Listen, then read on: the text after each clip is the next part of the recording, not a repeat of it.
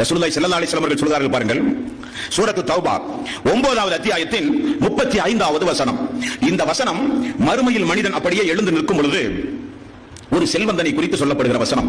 அவனுடைய செல்வங்களை எல்லாம் எடுத்து வாருங்கள் என்பான் அல்லாஹ்.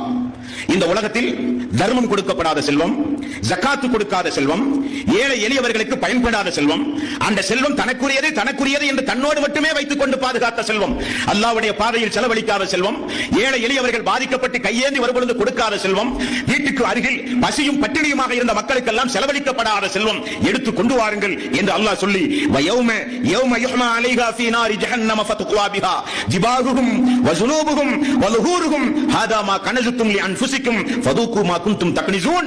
அந்த செல்வங்கள் எடுத்து வரப்பட்டு நரகத்திலே போட்டு காய்ச்சி, அந்த காய்ச்சி கொண்டு வரப்பட்ட அந்த செல்வத்தை அல்லாஹ் தஆலா ஜிபாஹுஹும் வஸுனூபுஹும் வலுஹூருஹும் ஹாதா மா கனஸுத்தும் லிஅன்ஃபுஸிக்கும் ஃபதூகு மா குன்தும் தக்னிஸூன். அவனுடைய முதுகிலும் அவனுடைய விலாப்புறங்களிலும் சூடு போடுங்கள் அந்த செல்வத்தை கொண்டு.